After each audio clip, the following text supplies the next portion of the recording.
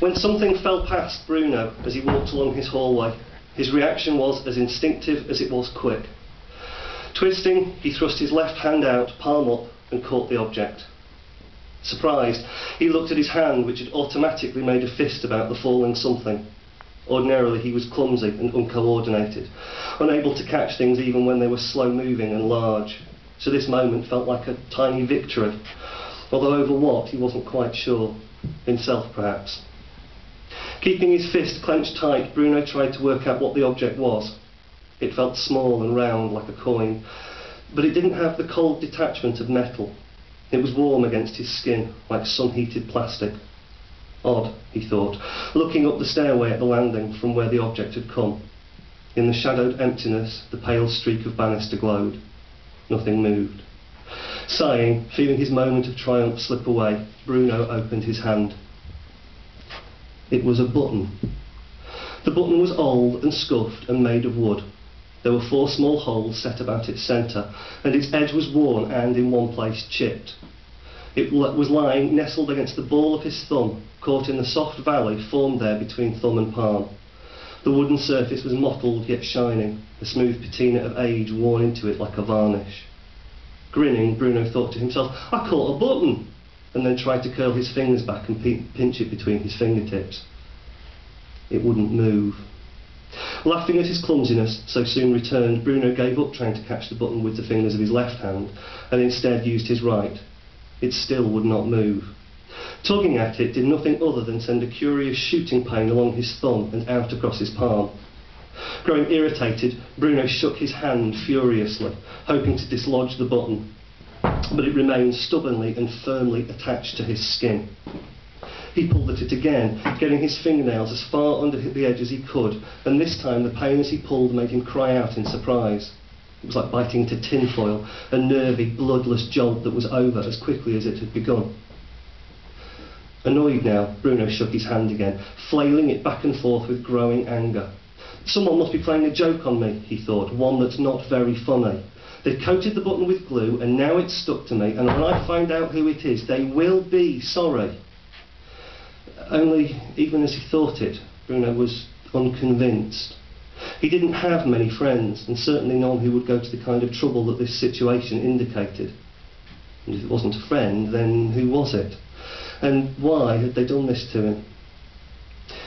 Bruno took to trying to pry the button away from his skin with a knife, but as his usual bedtime slipped quietly past him. Taking the sharpest knife he possessed, he worked it under the edge of the button, wiggling it gently back and forth, and using the motion to slip the blade further and further under. There came a point, however, past which the knife would not go. It came up against something hard, presumably where the adhesive had bonded most strongly with his skin, and where pressing was the most painful. It was like probing an open ulcer with a tongue, painful yet oddly addictive. Eventually, he forced himself to put the knife down. "I'm sitting at my kitchen table with a button stuck to me," he thought, his anger fading and becoming a hot, blooming embarrassment. A fucking button.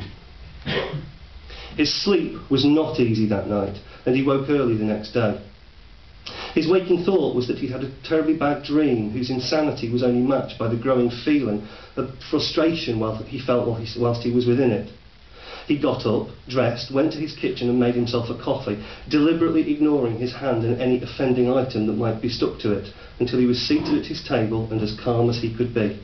Then he risked looking. Still there. He found when he pushed at it that the button was still stuck firmly to him. He must also have cut himself with the knife yesterday and not realised it. There was now a thin red line stretching out perhaps a quarter of an inch either side of the button.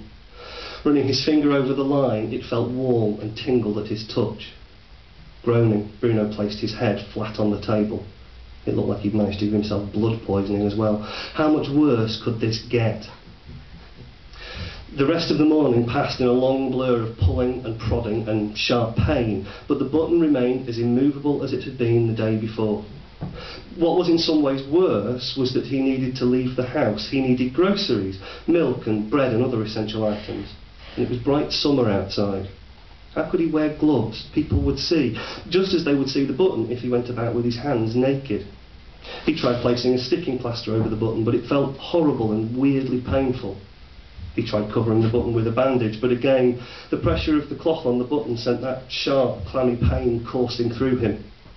He realised as well that the sensation was travelling slightly further up his arm each time he felt it. Where last night it had been confined to his hand, now it was reaching almost to his shoulder, and first thing that morning it had definitely only been getting to his elbow. By mid-afternoon, the scratch around the button was a deeper and darker red, although it did not seem to have grown in length. Now, when he touched it, he could clearly feel its heat. Perhaps the blood poisoning was from whatever adhesive that had been used, and not from his own prodding with the knife, as it seemed to be affecting the whole area around the button. The patch of skin around the button and the scratch was also beginning to feel strange. When he pressed it, it seemed to slip against the flesh underneath ever so slightly, as though its connection to muscle and tendon was becoming weaker.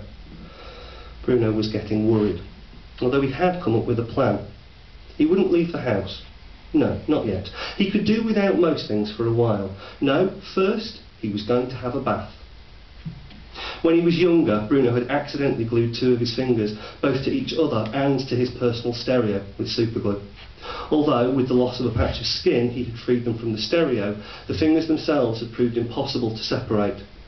Eventually, Bruno's mother had ordered him into the bath, where she claimed the mixture of heat, water, and the chemicals produced by his skin as he sweated would loosen the glue sufficiently enough to allow his digits to be freed. Sure enough, after an hour in the bath, followed by some careful picking with a knife, his fingers had been detached from one another, with a loss merely of some surface skin and a little of his dignity. I can't believe I didn't think of this earlier, he thought, as he sank in with a sigh into the hot water. This'll work. It didn't. Tenacious as a limpet, the button stayed attached to his skin. When Bruno looked closely, he could even see what looked like threads passing between the small holes at the centre of the button now. Pink lines laid almost flush to its surface. The red marks on his skin had grown deeper, and the skin itself seemed to be splitting at the points closest to the button. Bruno squeezed his arm at the wrist and was alarmed to find that the disconnected, slithering sensation in his skin had grown as well, as though encouraged by the heat of the bath. Now it stretched, he found, up to his mid-forearm. Scared, angry, confused, he dressed and went downstairs. He had vodka, he remembered. It might not help with the button, but it might help to take his mind off things. Bruno's clumsiness meant that he had never really been interested in DIY, and never very skilled at it. But over the years he had managed to collect a stockpile of basic tools. Screwdrivers, used more than often than not to stir paint, lay in his kitchen drawers, as did a hammer, some nails and a hacksaw. The hacksaw's blade was rusted almost through and snapped when he pressed it, which left only the thing in the cupboard, stuck at the back with the jars of cleaning sprays Bruno rarely used, and the vase his mother had given him in the lame hope that he might fill it with something beautiful. The axe. Where he'd got the ugly thing, he had no idea, but its chopping edge was still keen under the pitting of rust across its head.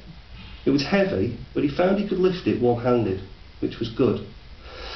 Tears in his eyes, he raised it as high as he could, his right arm at full extension above him. His left was stretched out along the edge of the kitchen table, a tie knotted tightly above the bicep. In the moment before he allowed gravity to take hold, he wondered miserably how he had come to this place. In the last 24 hours, things had gotten worse, so much worse. His skin moved easily now when he touched it, sloughing and skiing across the surface of the flesh underneath. It was like wearing a warm pink coat rather than skin. The button, as firmly attached as ever, had thick pink threads crossing and recrossing at its centre, going from hole to tiny hole, and the scratch had split completely, the edges separating away from each other and revealing a raw darkness below them.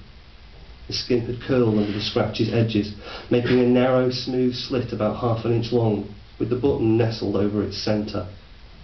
It looked, for all the world, as though the button was now sitting on top of a buttonhole. When he tugged at the button, the pain was accompanied by a feeling of something pulling deep inside him, of threads tautening and muscles and making his whole arm twitch.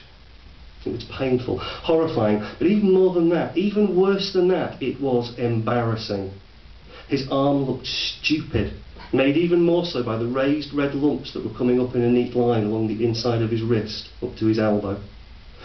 When he prodded the lumps, they moved ever so slightly under the skin, and increased pressure on them gave the lumps a distinct shape. Circular, smooth but with an indication of holes or indentations at their centres. Buttons.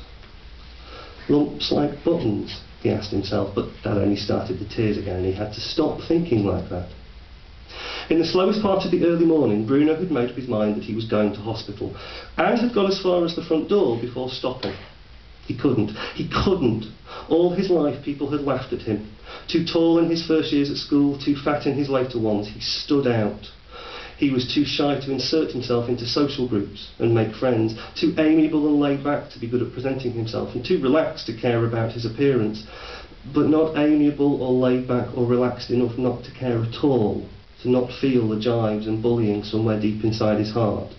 And his life had been a mess of half-formed friendships, of jeering crowds, of insults and pity and dismissal and being looked down upon. And this, there was no way he'd managed to keep it a secret. It'd be discovered, and it'd give them something else to laugh at, something else to mark against him and condescend to him about. Going to the hospital would mean going out in public, exposing himself to embarrassment and laughter and cruelty.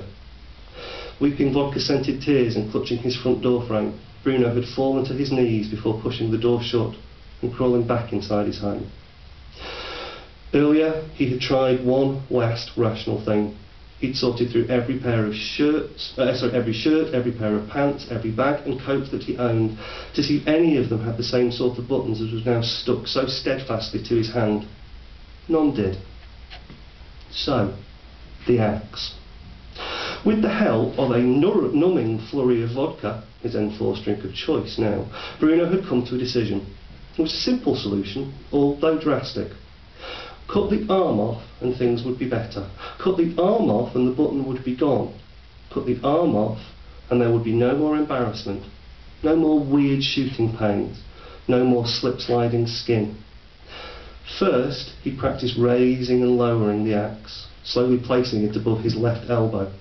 He pressed, making a red line appear on his skin, an aiming point, he thought, like a pencil line drawn on wood. I'll have to hit hard. I need to get through the bone and get the arm off entirely, and then ring the ambulance before I pass out. Then he had raised the axe, feeling the weight in his hand. So here he was.